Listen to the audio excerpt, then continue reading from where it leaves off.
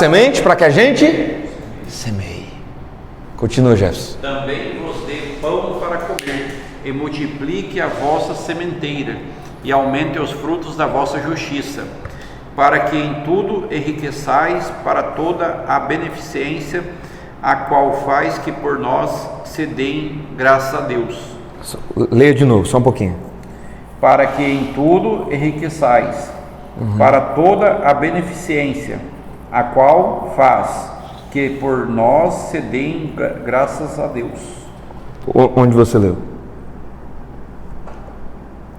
Faz que por... Ah, tá. Isso, exatamente. O que ele está dizendo é o seguinte: essa oferta de vocês faz que por causa de nós muitas pessoas deem graças a Deus. Paulo está dizendo, a oferta de vocês, além de suprir a necessidade dos santos, está fazendo muita gente se converter. Está muita gente olhando e falando assim: Deus, eu te dou graças por causa da nossa oferta. Continua, Jefferson. Porque a administração desse serviço não só supre a necessidade dos santos, mas também é abundante em muitas graças que se dão a Deus, visto como na prova dessa administração glorificam a Deus pela submissão que confessais quanto ao Evangelho de Cristo, e pela liberdade de vossos dons. Pela liberalidade de vossos dons, ou seja, a capacidade dos irmãos que tem de liberar. E às vezes se coloca em segundo plano para socorrer gente. Continua.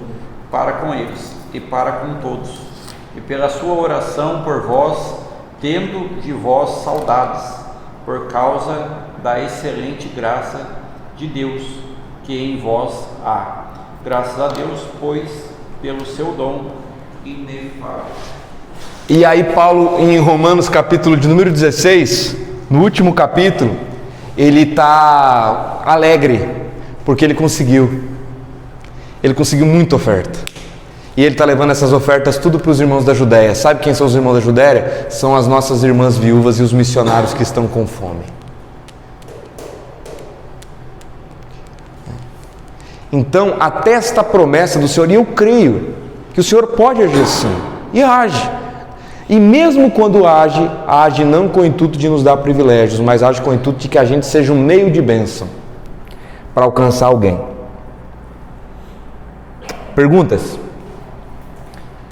Perguntas? Senão voltamos para o sábado.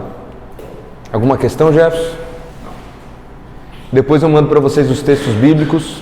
1 Coríntios, quando ele já manda pedindo essas ofertas, como é que os irmãos vão ajuntar? Os irmãos estão ajuntando em casa, até que o apóstolo Paulo... Tem até um texto que o apóstolo Paulo diz o seguinte: olha, eu estou administrando essas ofertas com muito temor para que não gere escândalo. Olha só. Tem um porquê de usar os santos para descrever isso, pessoal? Não, todo o Novo Testamento, os cristãos são chamados de santos. Todo o Novo Testamento. Efésios, tudo quanto é lugar, são santos. A comunhão de todos os santos, intercessão por todos os santos, intercessão dos santos, né? Então, os santos somos nós. São os que são santificados pelo sangue de Jesus Cristo. Entendeu?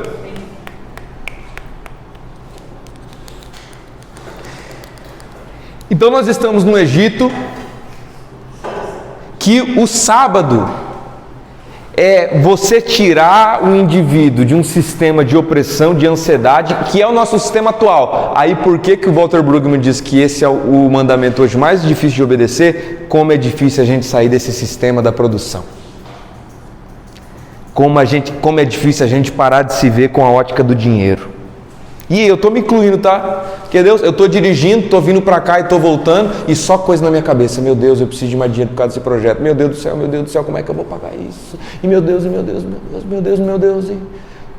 eu estou num novo Egito religioso. Pelo menos eu tenho a esperança ainda de que eu sei que esse Egito está em mim, eu luto contra ele. Pior é quando a gente está às vezes em experiências religiosas de Egito e a gente aceita. E coloca peso de Egito sobre o outro. E se você não cumprir sua cota de tijolo, você é um rebelde, não tem fé, demoníaco. Isso.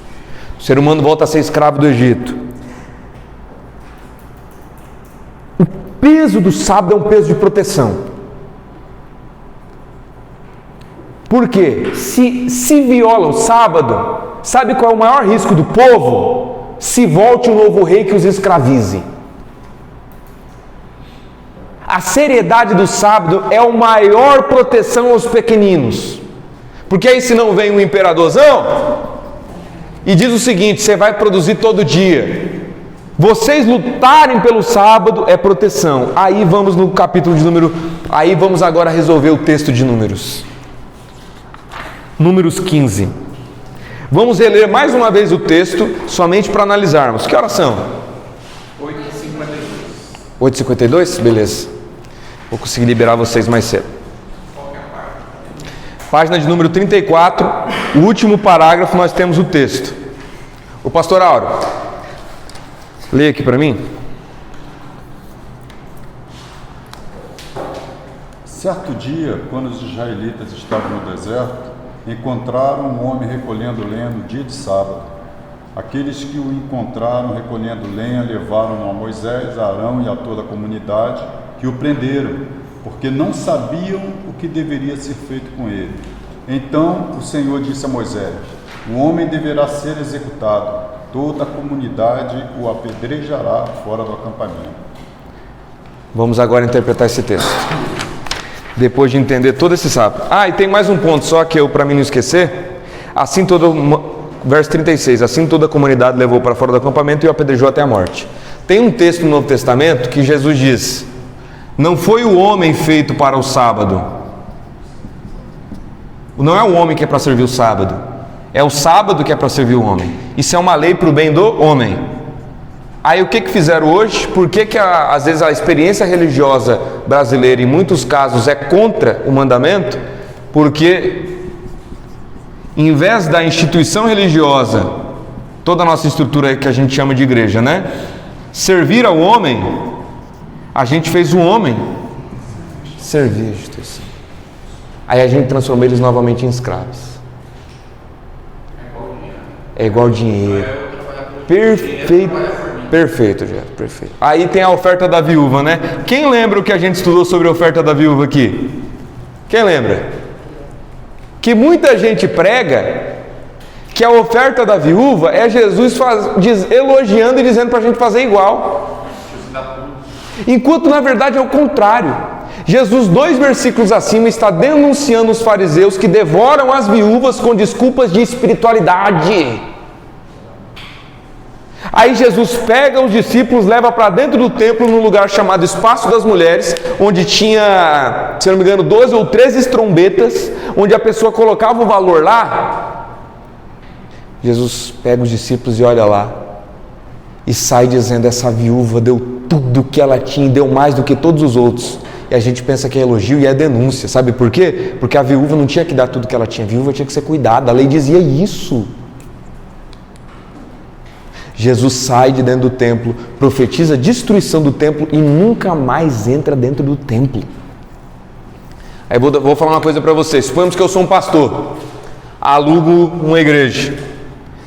O irmão está endividado, está doente. Por exemplo, vou dar um caso que eu conheço: câncer. O cara estava com câncer e chegou no pastor: pastor, eu vou parar de dar dízimo, pastor. Estou com câncer. Aí o pastor falou assim: meu irmão, agora que você está com câncer, é a principal hora de você ser fiel. Porque você vai morrer. Você quer morrer sendo infiel? O que você acha desse pastor? Então, por que a gente interpreta que Jesus está aprovando que a viúva dá tudo que tem? Sabe quanto que era tudo que ela tinha? Menos de R$2. Menos de R$2. E dá para o templo. Jesus está fazendo uma denúncia da inversão de valores. Quando o templo, em vez de servir a viúva, agora eles estão usando a viúva para fazer o templo crescer.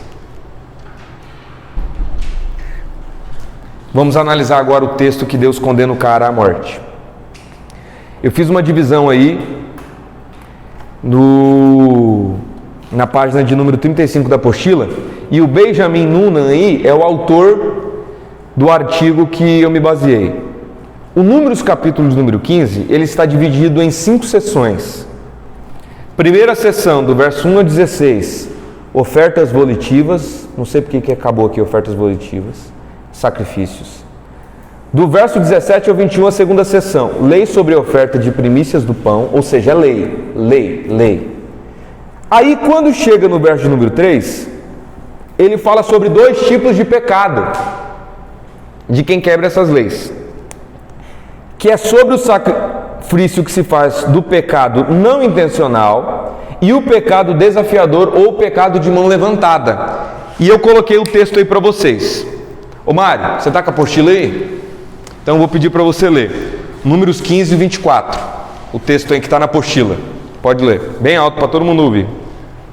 Será que quando se cometer algum pecado, sem a deliberada intenção, e este não for do conhecimento da congregação, toda a comunidade terá de oferecer um novilho para o holocausto de cheiro aprazível ao Senhor? Também apresentarão juntamente com a oblação ofertas de cereais e a libação, oferta derramada de acordo com as prescrições, e um bode como oferta de expiação do pecado. Ou seja, no verso 24 foi dito, é o sacrifício do pecado que foi sem a deliberada intenção. Continua, Mari. O sacerdote fará propiciação por toda a comunidade de Israel, e eles serão perdoados, porquanto o seu pecado não foi proposital. O seu pecado não foi proposital. De novo, outro versículo dizendo, continua. Quando trouxeram sua oferta para ser queimada perante Yahvé, e apresentarem diante do Senhor o seu sacrifício pelo pecado cometido, a fim de reparar sua inadvertência, ele será perdoado a toda a comunidade dos filhos de Israel, e de igual modo aos estrangeiros que residem no meio dos israelitas, pois que todo o povo agiu, neste caso, sem intenção de pecar. Ou seja, falou no verso 24, pecado sem intenção, no verso 25, pecado sem intenção, no verso 26, pecado sem intenção. Vai de novo, no 27. Se for apenas uma pessoa que pecou por ignorância, ou seja, de novo, pecado sem intenção, ou desatenção, oferecerá um sacrifício por sua falta, uma cabra de 1 ano. O sacerdote realizará diante do Senhor o rito de expiação pela pessoa que errou, cometendo um pecado involuntário. De novo, ou seja, verso 24, 25, 26, 27, 28, os 5 versículos seguidos dizendo, pecado sem intenção vai ser perdoado, misericórdia, 5 vezes. Continua no verso 29 agora. Assim, somente uma lei haverá para todo aquele que pecar sem premeditar. De novo, sem premeditar. Continua. No 29. Vai para o 30 agora. Contudo, aquele que pecar de maneira deliberada, quer seja nativo, quer estrangeiro, comete grave insulto contra o Senhor, e deverá ser eliminado do meio do seu povo, por ter desprezado a palavra de Yahvé e violado os seus mandamentos.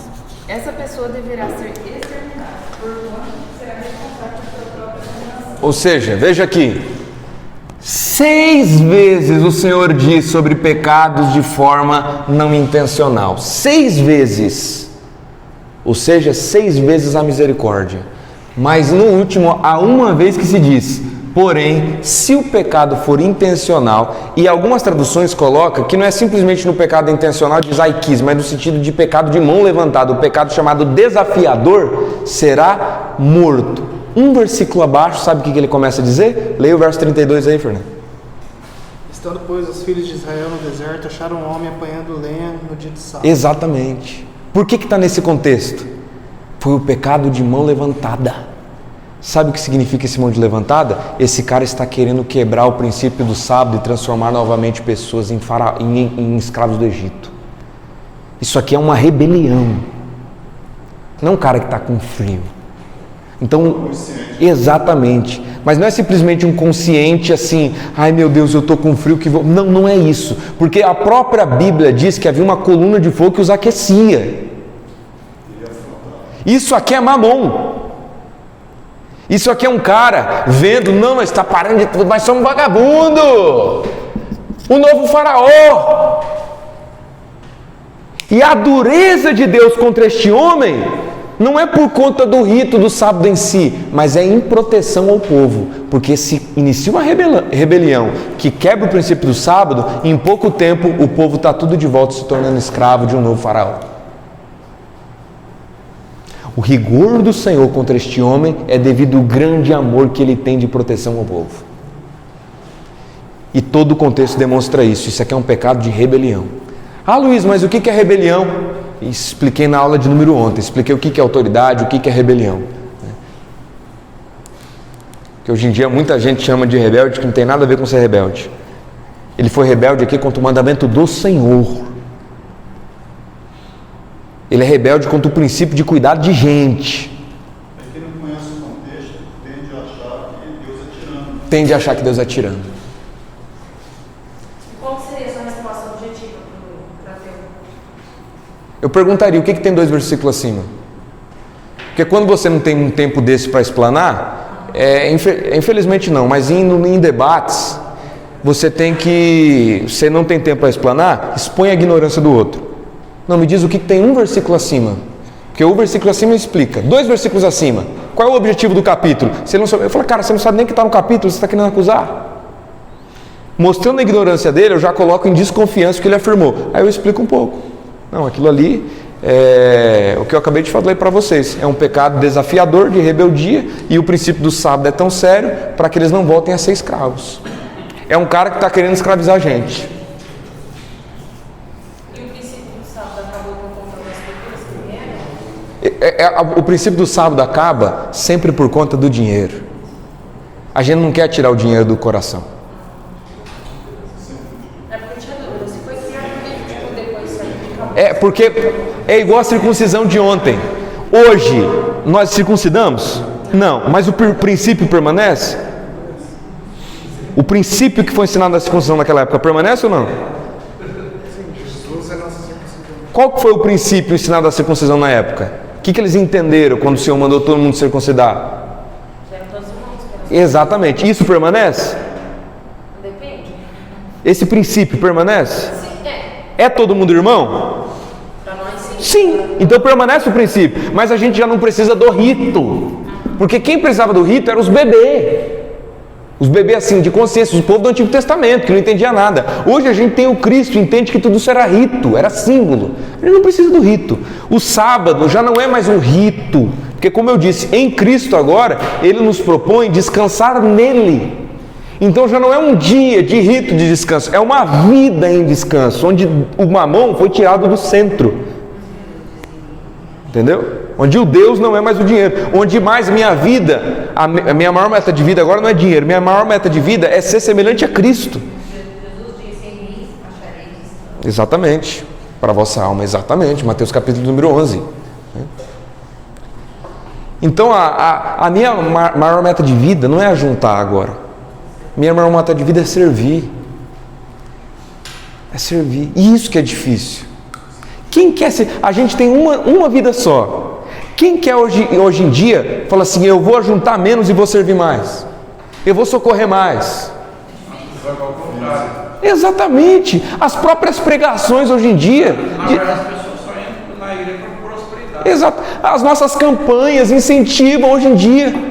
Ela não fala, tipo assim, ela não é muito firme sobre libertação, sobre ela não tem prosperidade. Muito, Não tem aquela campanha para nos habilitar a servir. eu quero ver campanha de vou ofertar para o missionário até que eu sofra um pouco. Essa não tem. Mas tem a campanha, oferte muito para o tempo para você receber mais, para o seu ano ser o melhor ano da tua vida. Isso tem. Agora a campanha, vou ficar um mês sem comer pizza, sem comer o lanche, vou comer só em casa e tudo que eu comeria fora eu vou socorrer o outro. Aí não. Campanha é conhecer mais a palavra. Campanha é conhecer mais a palavra. Campanha é dedicar-se para estudar mais a Bíblia. Hoje em dia, meu irmão, fazer teologia, teve alunos que foram proibidos de fazer teologia aqui. Proibidos. Por igrejas aqui. Igreja grande, hein? Igreja grande. Gente que queria fazer. Eu fico falando assim, meu Deus do céu, como um homem desse não tem vergonha da esposa? Hoje tá para trazer, tá igual aquelas mães que irmão. Vem aqui que vamos contar a vida inteira. Eu nem lembro que turma que foi. Nem lembro. Nossa turma não é, acredito. Nem lembro que turma que foi. Mas aqui em Dourados, eu não me lembro que turma que foi lá no início do curso. que depois eu já não procurei muito mais matrículas, né? Teve igrejas daqui da cidade grande. Além de ter igreja aqui da cidade grande que foram proibidos, teve outras pessoas ainda que quiseram me... como é que é? Intimidar. Entendeu? Não, aí não tem campanha disso. Campanha de vamos gastar mais em cuidar dos irmãos do que gastamos com a nossa estrutura da igreja. Aí não tem essa campanha. Não tem mais essa campanha. Campanha, vamos dobrar o número de missionários que temos nos campos de aldeias que nem chegou o evangelho. Aí não tem essa campanha. Aí não tem. Então, às vezes o nosso próprio evangelismo, a gente olha para o cara e diz o seguinte: meu irmão, se converte, que o Senhor vai dar isso para você. O primeiro cara que me evangelizou disse isso: cara, se você se converter, cara, o que você pediu o Senhor Ele vai te dar. Eu falei: o que? Se eu pedir um notebook Ele me dá? Dá. Se você tiver fé Ele vai dar. Ah, Luiz, mas tem um texto lá que você pediu desconfiança. Um dia a gente vai estudar sobre esse texto, quando a gente for estudar sobre o tema da oração. Tem a questão que Jesus fala, se orar e não duvidar no seu coração. Exatamente. Aí pegam esse texto e diz o seguinte: não, se você orar e acreditar, e você não duvidar, e você pedir realmente uma caminhonete Hilux 0 km e não duvidar e crer que o Senhor pode fazer, Ele parar. Mas nós vamos ver, porque esse texto está incluído na aula que nós vamos dar sobre oração. Na verdade, isso aí seria um exagero, mas eu acredito que quando tem muita gente, quando não aguenta mais, ela chora, ela se entrega, Deus faz um milagre. Que uma pessoa que está passando uma necessidade, não tem o que comer, de repente viu uma cesta básica, Deus envia. Campo, ó, bom. Não aguenta mais, agora vai. Ó, boi. Mas eu preguei esses dias numa igreja. Esses dias não, domingo agora. E eu preguei o seguinte: quando a viúva clama a Deus, é porque nós quebramos a aliança. E eu provei isso na Bíblia. Deus dizendo o seguinte: cuidem da viúva, porque se ela clamar a mim e eu ouvir, eu trarei a espada sobre vocês. Quando esse irmão, Jefferson, que está em desespero, que não tem uma cesta básica, ele clama a Deus porque ele precisa comer, sabe o que isso significa? Que nós, eu estou dizendo plural, nós quebramos a aliança. Agora, exatamente, porque na verdade era para a gente fazer. Não era para Deus. Não, exatamente. Aí, veja bem, eu quero ver a campanha. Campanha luta, sem fome na cidade. É um ano que daí Deus olha para o cara que está vindo na caminhonete e fala: então quem eu estou ajudando lá? Exatamente. Porque tem muita gente que pega a cesta básica e vai vender. Ótima questão. Eu trabalhei num CRAS, meus irmãos, que o cara chegava, tinha gente que era tão vagabunda, que chegava lá e pegava a Bolsa Família, eu gastava tudo em bebida, chegava lá, pegava roupa na quarta-feira, que era dia de doação de roupa, levava. Na outra semana ela voltava com essas mesmas roupas que ela não queria lavar. Ela devolvia para lavar e pegava nossas roupas. Então realmente tem gente vagabundo. Mas lá no CRAS também eu vi uma mulher assim: cara, eu preciso de ajuda. Falei: por quê? Porque meu esposo me abandonou, eu não tenho família, eu sou sozinho aqui, eu dependia do meu esposo, ele me abandonou, eu tenho 4 filhos, eu nunca trabalhei, eu casei direto e fui cuidar da família, ser dona de casa. Agora eu estou numa situação: se eu vou entrar para o mercado de trabalho agora, eu vou ganhar no máximo R$2.000. Imagina uma mulher, 40 e poucos anos, 4 filhos, sem experiência. Vamos supor que ela vá no mercado, entre no mercado e por um milagre ela consiga um serviço de R$3.000. Aí eu vou perguntar: onde ela vai deixar os 4 filhos? Aí ela falou assim: eu fui na creche, não tinha vaga. Então, se eu for ganhar R$3.000, eu vou ter que pagar uma babá integral para ficar com meus 4 filhos. Quanto que vai ser uma babá integral? R$1.500. Então, quanto que vai sobrar para ela? Mas o aluguel da minha casa é 1.100. O aluguel da minha casa é 1.100. E mesmo que eu achar uma kitnet por 800, R$1.500, e eu pago 800, vai sobrar 700. tem água, tem luz, eu não consigo alimentar meu filho. E isso se conseguir um serviço de 3.000. Se conseguir um de 2.000... Resumindo, vai trabalhar E ela disse assim, eu não tenho o que fazer. Porque de tudo quanto é lado, eu não tenho o que fazer. Aí eu lembrei do Abraham Kuyper, né? Que o Abraham Kuyper disse assim, quando um irmão nosso tem que pedir socorro para o Estado, isso servirá de espada de Deus contra nós. Aí não, campanha sem famintos na cidade. Aí não tem campanha. Campanha na nossa cidade não pode ter fome. Ah, mas tem muito vagabundo. Por isso que tinha na igreja primitiva os diáconos. Já passo para você, minha irmã. Por quê? Porque o diácono, Paulo escreve sobre as falsas viúvas. Tem muita gente que abusa da boa vontade do outro. Sabe o que o diácono fazia? O diácono tinha essa fiscalização. Por quê? Porque como nós vivemos o amor de Cristo, eu não posso deixar que a safadeza dessa pessoa seja peso nas costas do irmão bem intencionado. Então o diácono fiscalizava isso. Entendeu? Olha só, era uma obra completa, cara. Se enquadraria num caso tipo assim, porque tem pessoas que têm condições de trabalhar, mas só quer depender de doação. Exatamente. Aí você sacrifica uma família de uma mãe que estão com 4 crianças precisando, porque tem uma que não quer. Perfeito. Agora eu vou dizer o seguinte, se tem uma mulher vagabunda, não quer trabalhar, e um pai que está junto não quer trabalhar, os dois são viciados, mas tem 4 filhos, a gente vai abandonar as crianças? A gente vai ter que suportar a vagabundagem desses dois por conta da cuidar das crianças. Porque se a gente abandonar essas crianças, ela vai para o mundo das drogas. Rose, eu já passo a você que eu lembrei de uma história que se eu passar, eu vou me esquecer. Segura só um pouquinho, tá? Ah, entendi. O que fazer, né? Então, em nome dessas crianças, eu não posso abandonar ela. Agora, vou dar um exemplo para você. O seu Nelson, né? Seu Nelson está... Denunciar ela. Porque daí o caso Ok. ela vai gerar mais filhos. Ok, Mais vidas é risco. ok, denuncie, mas a questão é o seguinte, o que você vai fazer com essas crianças? Você vai dar para o Estado? Você confia no orfanato estadual? Você confia? Alguém aqui já visitou orfanatos? Entendeu? Tem orfanatos que proíbe você visitar se você não se comprometer a ir toda semana, sabe por quê? Porque a criança te espera na outra semana carente.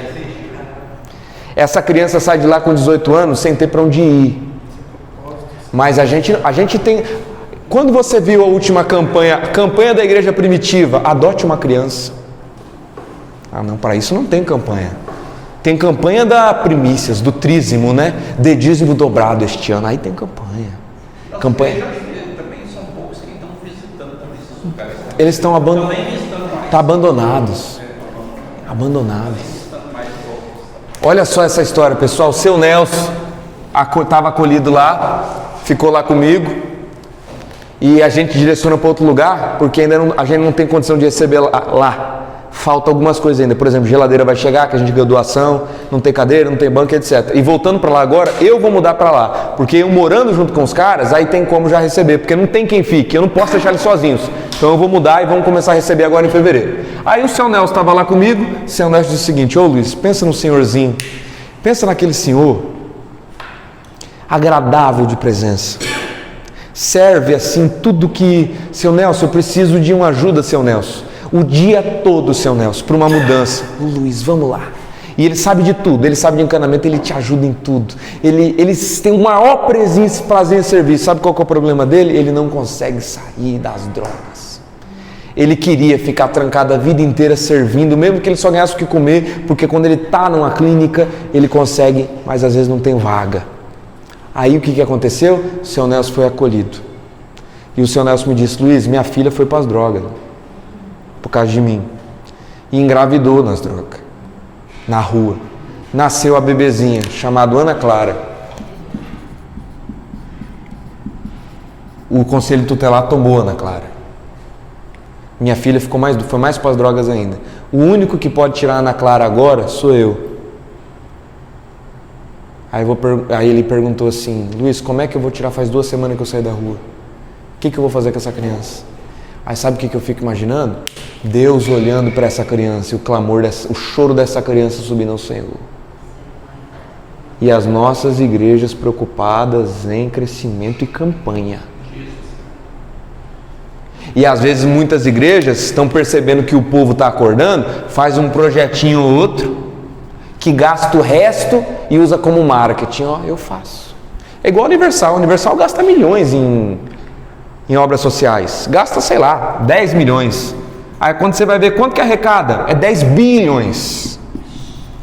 Então eles usam os 10 milhões que é o resto para usar como marketing, para ficar arrecadando mais. Isso o Abraham Kuyper diz, sabe o que é isso? Isso é a oferta do rico para o Lázaro, a migalha. Indignifica o homem, dá o resto. Então, deu para entender o porquê que Deus se ira com esse sábado? Porque